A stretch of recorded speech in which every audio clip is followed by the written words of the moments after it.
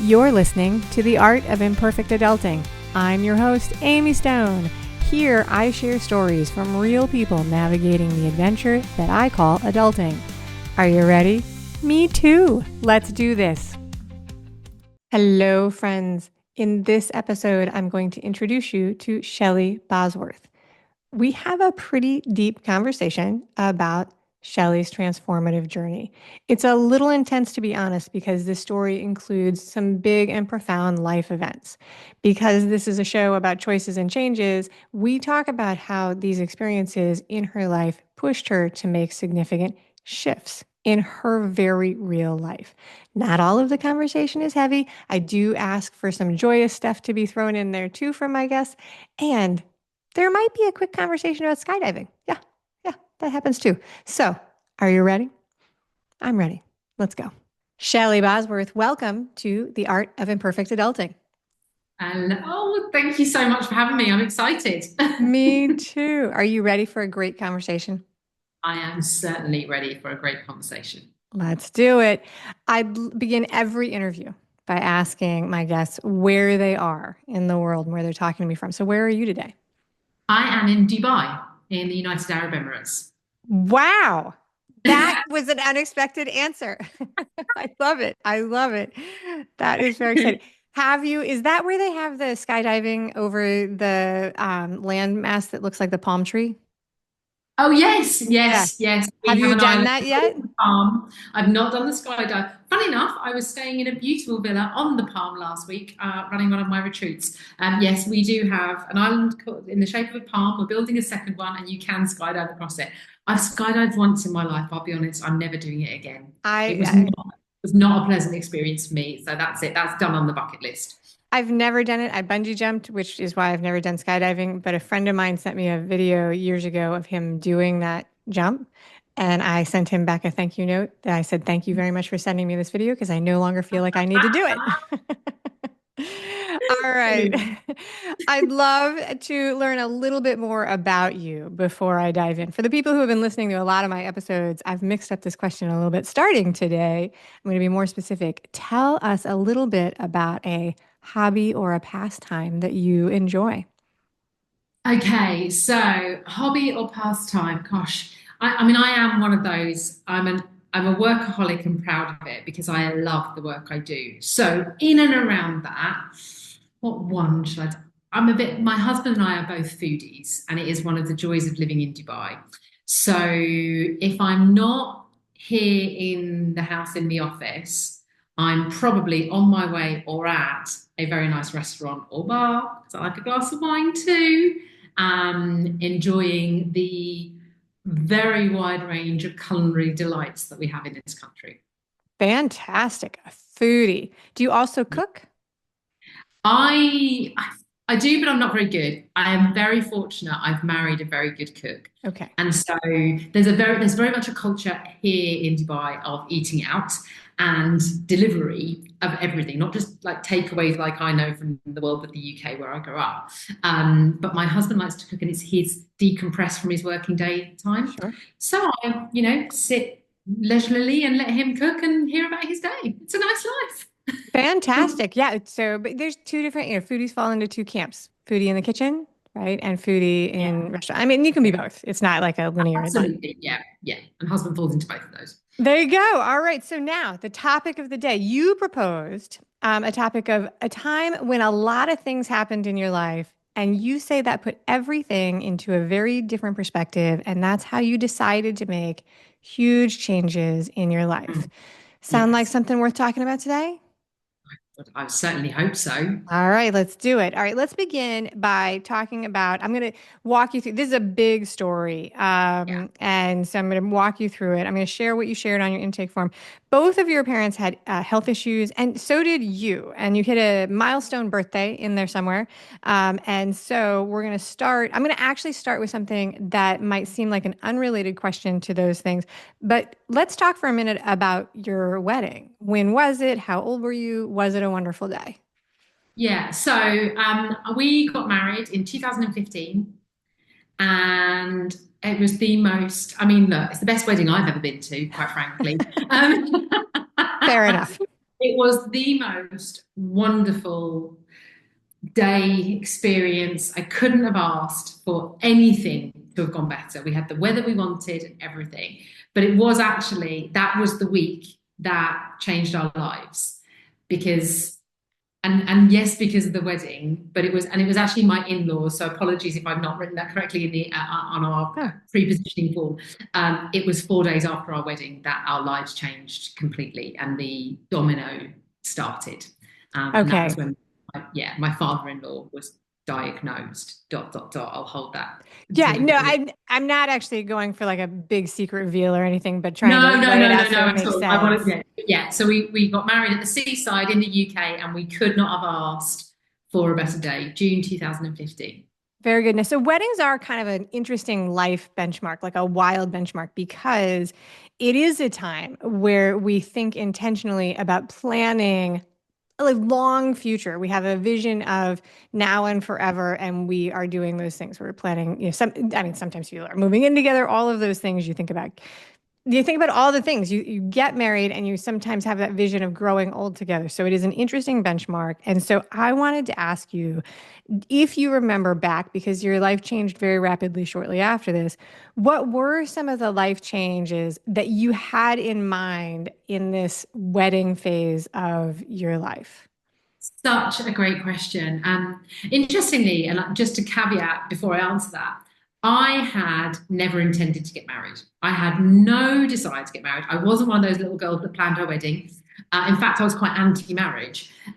So I love this question. It's such a great question because in the lead up to the wedding, we were absolutely talking about the life that we were going to now live. And so we were both in the corporate space, we were working lots of hours. But one of our big things was now we're doing this, something needs to shift and change because we want to enjoy our lives together. Yeah. So we'd really recognized that we were working a lot of hours, and we were probably, like so many will resonate with if you've had a corporate career, working for the holiday. And we were like ships in the night. So we both worked away a lot as well. And so we'd already started to put things in place where we made time for each other. We'd both seen relationships break down around us. I was, in my late 30s when we got married. So I think we both came into it with a real, we're going to learn from the mistakes we've seen. I certainly, that's why I didn't want to get married, because I'd seen so many mistakes. Absolutely. Um, and we're going to make time for each other. And I guess we had some wild dreams. We're going to travel the world. We bought our house. We actually moved into our marital home 3 weeks after our wedding. We had big plans for that. I think there was also a bit of stability because we'd both been very career driven. It had always been about work. And Yeah. so the first time, and we would both say this, for the first time, we were actually letting someone else in, but we were very aligned on where we wanted that to go. We had very aligned goals and dreams. We still do to this day, but yeah. No, that's wonderful. That's wonderful. I thought that that would be a good because this is now the comparison of what you thought you would be building and what you're actually building, which is so often a very different thing. There's a phrase in the States. I don't know if it's global, but it's like if you want to see God source the universe laugh, make a plan, right? It's like make a That's plan. a brilliant, no, I've not heard that. You've That is never a heard that? brilliant phrase. I Yeah. will never forget. I love that. Yeah, Yeah, God, it's exactly. So you get a diagnosis for your father-in-law yes. very quickly after the wedding. Tell us share us the news that happened Yeah. that week. Yeah, so we got married on the Saturday. We went off for a little mini moon. We were having our honeymoon later in the year. My in-laws lived in Italy, so they'd come over to the UK for the wedding. My father-in-law had not been well, but we couldn't really get to the bottom of what was going on. Well, he was getting a little bit older, albeit he was actually only 62, 63. He was diagnosed with early onset Alzheimer's 4 days after our wedding. At That's yeah, yeah, that's huge. One of the things that struck me about this story is that it's very much in the headlines of the news, the just massive increase in people who are living with memory loss and cognition problems. And that means that there's also a massive increase in the family caretakers and the people who are living with family members and friends who are going through this. And so I want to thank you for sharing this part of the story. So this changed. How did this change your life? What was really interesting, I mean, and I think many people can relate to this in any diagnosis of an illness. So, as I said, he had something wasn't right. We just didn't know what, and he'd seen various specialists, and then this diagnosis came in, and it was almost the best way I can describe it is it felt like he'd got a permission slip to stop hiding he wasn't necessarily consciously hiding, but he clearly didn't want us to know how much he'd been struggling. Sure. But he was as shocked as we were by the diagnosis. But what this meant was actually the deterioration was quite quick. It was genuinely like he just let himself show the struggles, and the more he showed the struggle that he was having, the more we saw. And forgive the wording if this isn't correct, but the worse he got. And we watched a strong, independent man disappear before our eyes in a very short period of time. Now, some would say that's a blessing because, anybody that's experienced Alzheimer's, dementia in the family, it can go on for years. It is heartbreaking to watch. It didn't go on for years. I mean, it was years, but not multiple years. It was less than 3 years that we dealt with that as a family. That being said, that was the first 3 years of our marriage. As I alluded, my in-laws lived in Italy. So very quickly, it became very clear that that wasn't the right option for them. So actually, as a family, we went very much into, I guess, solution mode. We needed to get my in-laws back into the UK. We needed to bring them into a situation where we could support them. And that's what we did. The next 6 to 9 months were really about get them back into the UK, get them settled into a home. He stayed within the family home for 6, 7 months, but he deteriorated so quickly he had to go into a home, an assisted living home in the UK. Supervision, 24-hour supervision. Absolutely. Yeah. Within 18 months, he did not know who any of us were. He couldn't do anything for himself anymore. And he was 65. Oh my goodness. That's so young. That's so young. Okay. So he passes away. Yes. Is the way this goes. It's a hard story, and I appreciate how methodically you went through it, and you've obviously talked about it a lot because it is a tough time. Thank you for sharing. Your mom got a diagnosis very quickly, or your mother-in-law got a diagnosis very shortly after he passed.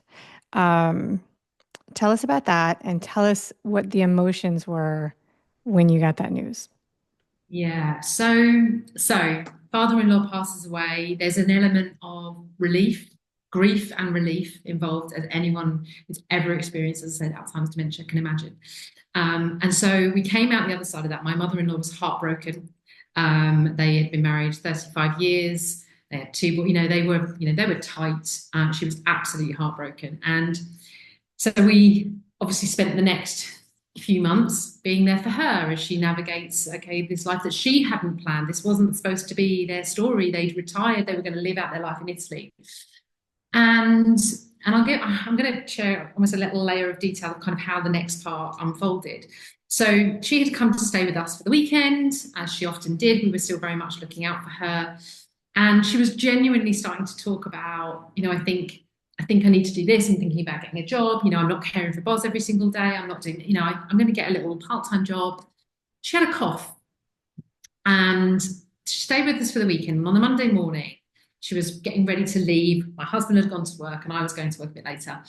And she'd still got this chesty cough. And she said she'd slept really badly the night before. And I said to her, will you just go to the doctor's on the way home? Because that doesn't sound right. And you've had that for a few weeks. I think you need to see the doctor. Stop playing the martyr, gave her a bit of a kick up the backside. And I said to my husband, I just think it's the last 3 years. It's all caught up with her. It's taking its toll. She's not looked after anyone but Dad for the last 3 years. And that afternoon, she called and she said, the doctor said, I've got a really severe case of bronchitis, but he's a little bit concerned. He just wants to keep an eye on me. 6 days later, I can do the timeline because, that's how crazy this story is. 6 days later, her best friend rang my husband and said, I'm really worried about your mum. She's struggling to breathe. I'm taking her to A&E. And within 2 weeks, we had a lung cancer diagnosis and it was terminal. And it's interesting, isn't it? The body's an amazing thing. The doctors were really clear that actually the mass on her lung had been there for a period of time. And essentially, the mind and the body had probably, and I surmise slightly here, but they believe had kind of said, we don't have time to deal with this right now. We're looking after dad. And of course, she'd finally taken a breath. I've got goosebumps even telling you the story. So yeah, she was diagnosed with terminal lung cancer. It was, I can't pronounce it, so forgive me. It was related to asbestos. Okay. Yeah, In from, the in here we now call that COPD, I think. So yes, okay. So it's got asbestos, I can't pronounce the yeah. word. Yeah. Anyway, there was options for treatment, but it was terminal. It would have only potentially given her a bit more time. And given what she had just been through and watched her sons go through with their dad, she did not want to put them through that. So she made the decision she didn't want to prolong what little time she had. And we made the very best of what we thought would be up to 6 months, and it was 11 weeks. Oh, that's so fast. All right. Thank you for sharing. All right. So anytime I tell a story where we're going through like I don't want it to be like a highlight of grief and those kind of things. I want to give you a chance to share a good story about these people in your life, because they are so much more than the last time they spent with you. And I mean, this story we're telling from your perspective is that you were beginning planning your life and then immediately were sucked into planning, living out necessary parts of these other adults in your life.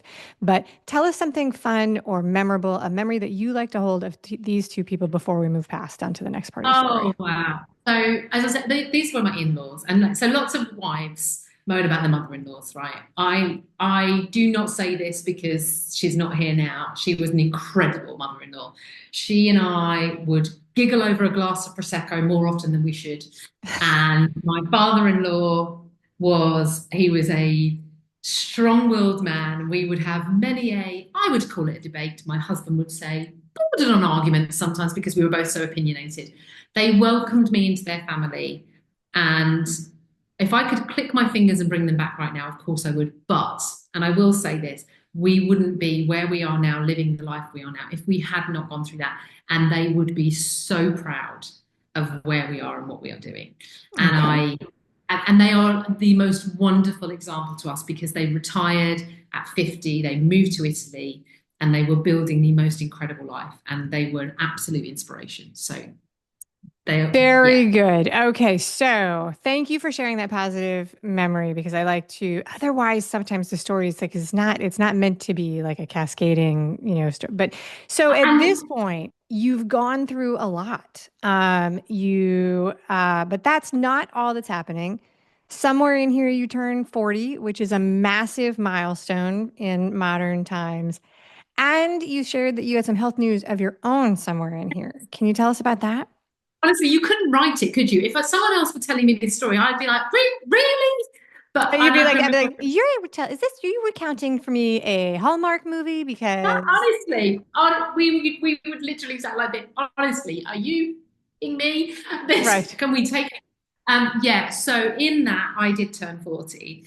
And I think we bigged that one up. Like big is the wrong word actually. We build that up.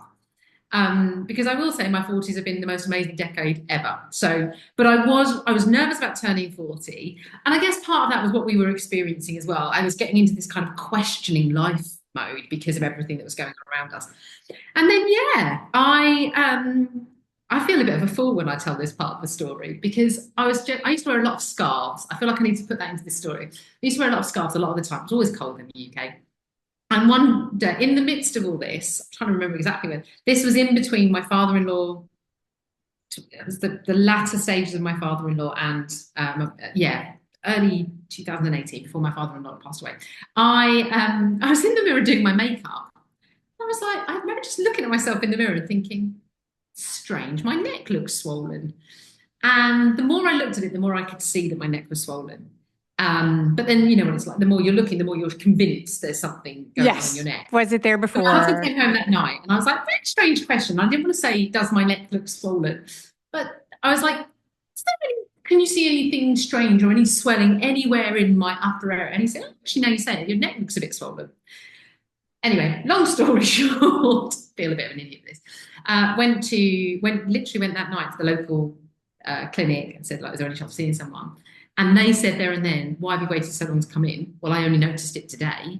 And essentially, I had nodules on my lymph node, and one of those nodules was really large. And so there was an immediate worry around cancerous nodules on my lymph node, my thyroid gland, lymph, on my thyroid gland. I'm pointing at my throat, which obviously no one can see when they're listening to a podcast. You can. Yeah. It was on my throat. So it was my thyroid gland, which was very quickly, thankfully,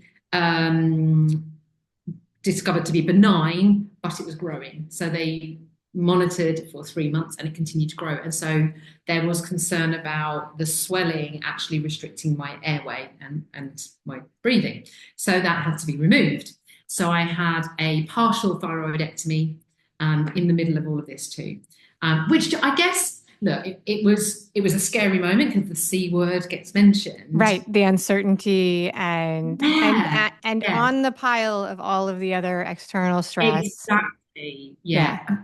And again, I was always one of those, I don't get ill. I yeah. very rarely go to the doctors. I power through because that's what we do. And actually, it was a moment of, you know what, I'm not invincible. And how many signals do you need, Shelley, from the universe that there's more important stuff in life?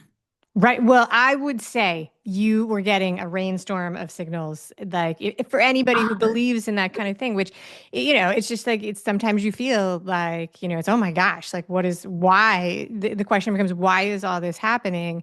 And there's two ways to look at it. A, it's just happening and life is random. And B is, what do I want to make this mean for me and my life? And so that's a lot of stress. That's a lot of change. You're in a new marriage. Let's talk briefly about what kind of support you and your husband had around you as you were going through all of these things. Um, my husband has a very small family, so actually my role was to take on a massive support for him because he has one sibling, his two parents. There was an aunt, is an aunt, but they're a very small family, and my husband took on a lot of that. I nearly used the word burden there, and I don't want to, but I think it's a fair to call it that. It felt like that for him sometimes. So my role was to really kind of support and hold him up. I have a larger family, and I'm really grateful to them because they were there for me, and my friends were there for me. So I think we would both say our friends and family really stood up for us. We just knew they were there if and when we needed them. But equally, they knew to just kind of leave us to deal with what we were dealing with. There was never any pressure. It was always just the knowing we're here. If you need to scream, vent, rant, run away, we've got your back, basically, which I think is all anyone can do. People want to fix, people want to make it all better, but you can't. Sometimes you just need to know they're there when you need them. And that's what my friends and family were. Yes, that is actually what a lot of research and advice says. It's much easier to say and to observe when people do it right than it is to put into place because the instinct is to try and jump in and offer to do things. But it is the action of sitting next to somebody and seeing them as themselves, just being a witness to their life and being present, instead of showing up and saying, "Hey, would you like me to make you a salad?" Um, it's an interesting thing because I talk to people a lot about grief. I talk to people a lot about grieving. People sometimes get very flustered and frustrated by the people around them who don't understand what they're going through and don't handle it correctly. And that can happen even if you're aware that it's just really hard. People don't know. You don't get trained on this until you get through it. So if the timing is off, it's weird. It's not the griever's job to educate the person around them how they're supposed to behave. And then also, just because that's the way it goes, when you're going through these high stress situations, you're so tapped out that occasionally you're just like, F all of you. And, Well, and it happens in like really absolutely. random things. It's like, the lady at the grocery store, the person on the phone, traffic. You are so right. Oh God, you're taking me back into some of those moments like in good and great learning ways. I remember at the time, this was my husband's parents. He lost one, then he's about to lose the other one, and men can tend to bottle it up. And I remember the best thing that my friends did for me would just kept saying, but is he being okay with you? I know you're trying to be there for him, Right. but like, is he taking it out on you? Because if you need to take it out on us because you can't take it out on him, that's okay. And it was that kind of, they were giving me permission to vent where I might need to, because Right. I don't mean this disrespectfully to my husband, but there were times when, of course, I was the one that his anger came at because he didn't know where else to direct that. And he was That's right. angry, really angry, and understandably. And just for clarity, that's just a frustration anger. Yes. Yeah. It's just an But actually, explosion. Yeah. yeah, and Yeah. we need that space. And actually, what he couldn't necessarily do at that time was then take on my anger at the Right. situation. So I had somewhere else for that to go. That is Yeah, actually really good. I tell people all the time, like after my dad died, the year after my dad died, I was on a conversation with a service person from a bank, right? I had to call, which is never the good start to. It's never anything anybody wants to do. You don't, if your bank is working well, you don't have to call them, right? So this was, but this poor person who answered the phone, I exploded. And as I was doing it, I was apologizing. I was like, I know this reaction is not reasonable, but you're the person who answered the phone, and this and yeah. I was Oh, just we've like, all and been there. so, and now like when I work with people, whenever I hear about one of those explosions, I'm like, oh, you know what? Like, let's take a step back here and look at all the other stress in your life because this is outsized. There's something else going on. All right, so all of these things are going on, and you stated that these were influential in making shifts in your life. I had no idea what we were going to talk about when that came today, but I am guessing that one of them is a move. You described them as huge changes. Tell us about some of the things you changed as a result of having all of these things happen over like 8 years. Is that about the time frame? Probably a little less than that, actually. Okay. So this all happened pre-COVID. So this is before we all had our COVID experience as well. Delightful time in all of our lives. Yeah, Yes. absolutely. This all came to a bit of a head. 2019 was when my mother-in-law passed away, and so I'd had my turning of 40 in healthcare. So I guess, as I said, the turning of 40, with all this going on around us, I was really questioning just like my life. I was questioning kind of what's it all for, and I really, like, I was on this path. I was doing very well in the corporate world. I'd always been really clear, I'm going to climb the ladder. I'm going to do really well. I'm going to earn the money. I'm going to have all the nice things. I'm just going to make a really great success of myself. That's what I knew. That's what I'd learned. That's what I'd watched. That's what I was doing. And suddenly I found myself kind of going, well, is this it? Like, yeah, I'm going on these nice holidays, but surely there's more. And going through that experience, it taught me so much. And I say now, I also handled it very well. And I did help my husband navigate that. And I helped my mother-in-law navigate, my father-in-law. And so I realized, firstly, some skills I had, but also that I wanted to do more. I just didn't know what more meant. So actually I worked with a coach. And in the working with that coach, I came home to dinner one evening and my husband asked, how was your session with your coach today? And I was kind of doing this whole, like, I was just exploring what might I do with my life? And I said, well, it was good. I think I could do that. And I think I'd be really good at it. And his response, without even thinking, was, I think you'd be brilliant at it. And so this was the starting of. So when I decide I'm going to go for something, I don't procrastinate. I tend to go, well, let's find out. Let's move with this. So, we'll soon work out if it's right or it's wrong. So very quickly, I looked into what does it mean to be a coach, like really be a coach? Because I was in a leadership role. I was coaching my team, but I wasn't a coach. And I decided I wanted to go and hone my skills in terms of coaching. So I did a coaching qualification back in the UK. And my intention at that point was, I'm just going to be an even better leader. I'm going to have a bigger impact on people. That's how the rabbit hole starts. Right. Yes. And my mother-in-law was still with us at this point. Actually, this was when my father-in-law had passed. So that was the first part. And of course, then what happened after that, this was just getting bigger for me. I was like, I'm meant to do more. I want our life to be more. This cannot be all in vain. I am not going back to how life was. And I knew my husband was in the same place. And so very swiftly, I love, first of all, I started this coaching qualification and I was coaching people and I was like, oh my God, this is what I'm supposed to do. I love this. And I don't love it because of some self-fulfilling, hey, look at me. I love what I'm getting to help people with. And I was good at it. I am good at it. And so that it just organically grew and grew and grew. And I was still in corporate at this point. And I got to a point where I was coaching as much as I could outside of my corporate world, outside of my corporate job, and I couldn't do any more. And so a decision needed to be made. I had never considered running my own business, never. And my husband said, well, why don't you give it a go? I mean, what have you got to lose? Right. And so that's what I decided to do. I decided to start my own private coaching practice. And so I did. I left my corporate career in 2019. We then just, and in that year, that was the year we decided we were going to leave the UK. We were eventually, so we have a house in Italy, the one that my in-laws had. Okay. We bought my brother-in-law out. We do have that house in Italy. That is the longer goal. So that became part of the next vision for our lives. You know, they had totally inspired us. They had been courageous and they'd done what we had thought we were going to do when we were 60. And we were like, why would we wait till we're 60? Life's too short. So we just kind of pulled those bigger visions forward and built in a new vision, which was me starting my own business, which I started back in 2019.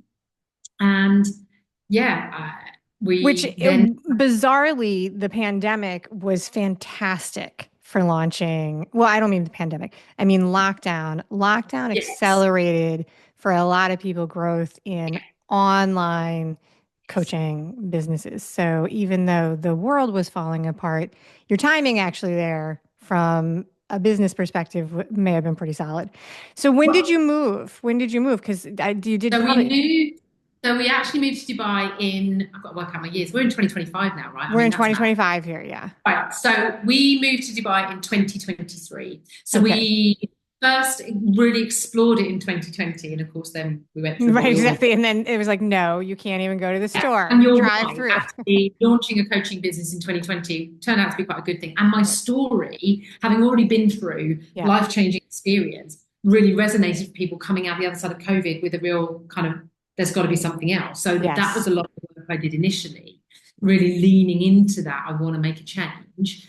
And yeah, then we just kind of quite again we'd all been through COVID. We needed a bit of stability. My husband works in the hospitality industry, so he'd had a tough time through the Oh my COVID. goodness.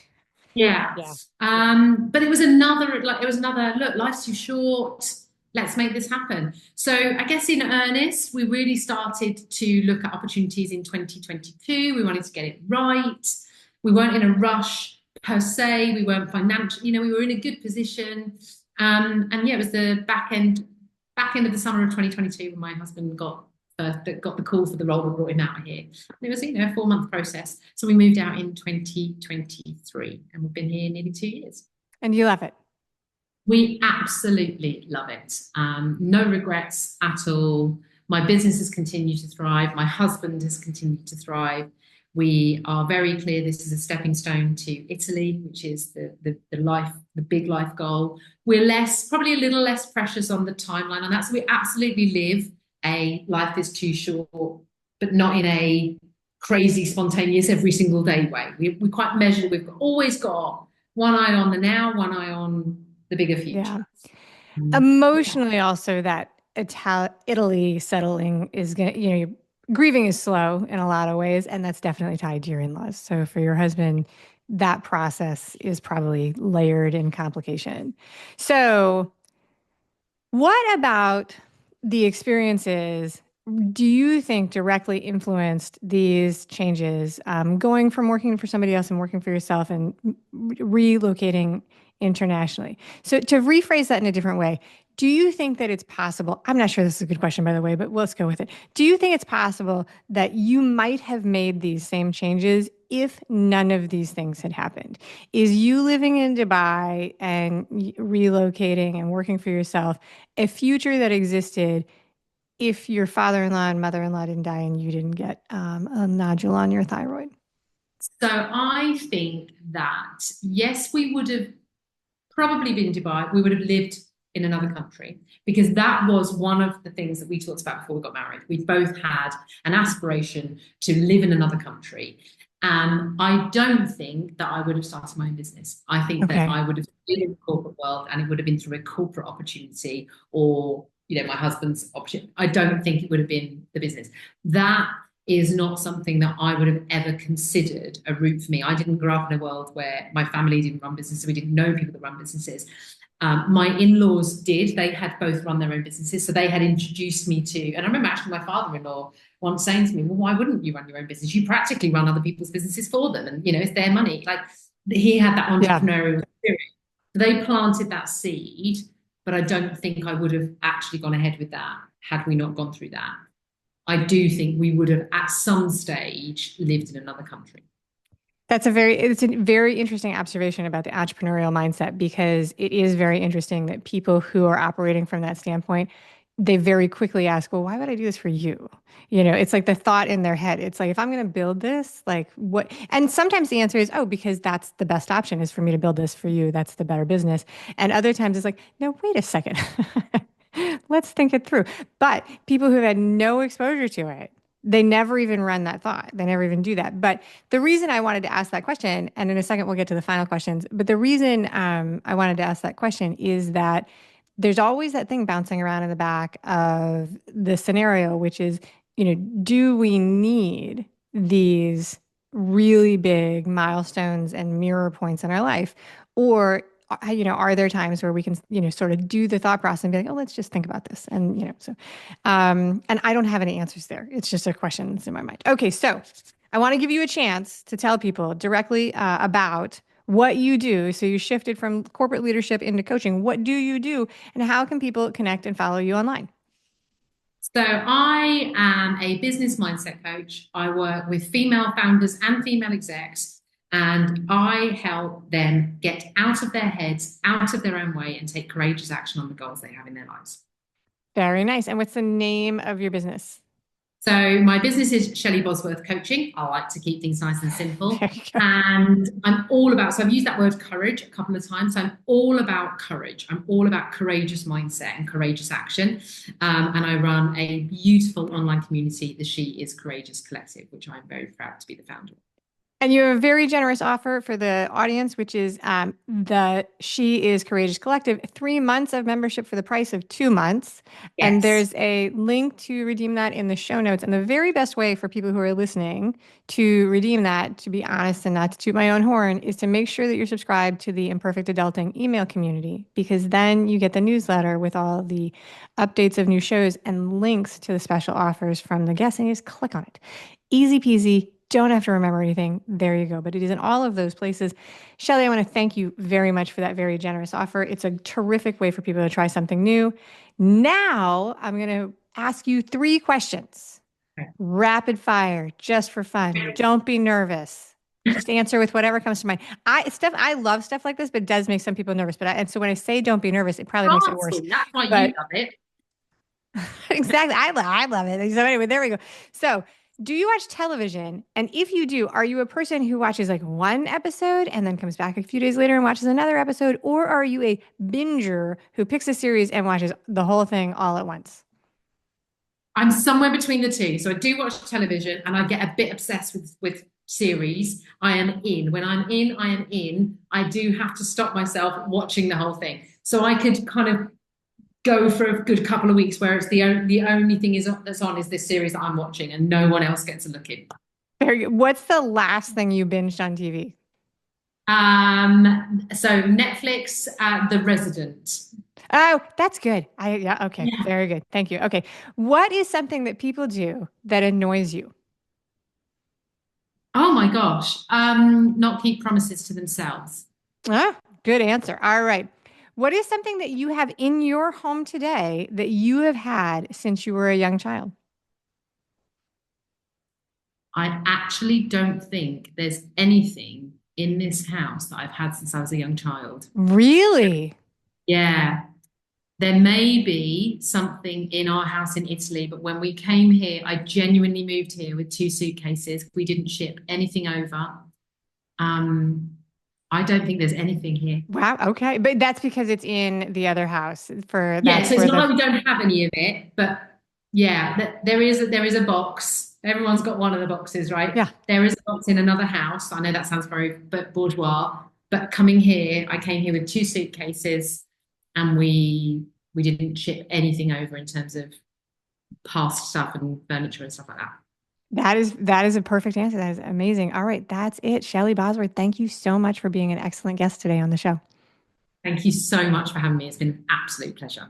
Thank you for listening today.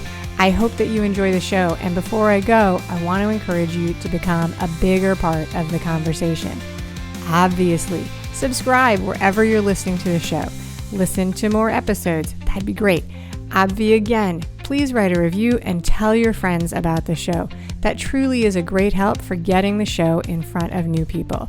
Okay, but more fun for you yourself, head over to imperfectadulting.com and join the email community. You'll get some free stuff right away, and that way you'll begin to get the emails about the podcast. This includes the links for the special offers from the guests, and it's the only way to get that. Also, if you aren't in the mood to listen, I actually include an article directly in those emails. Whee! Now, if you love this and you crave more time with me, Amy, as a coach, a mentor, or just adultier adult, numero uno, check out The Village.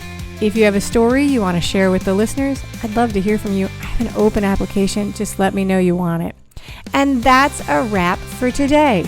Until next time, remember, the journey is the destination. Ralph Waldo Emerson said that, not me. Well, until just now, I did just say it. But what I want you to hear today is that if your adulting journey isn't going the way you expected, that may not mean that you're lost. It may just mean that you're on your way. This is Amy Stone, signing off. The Imperfect Adulting podcast is created and produced by Amy Stone and Amy Says So.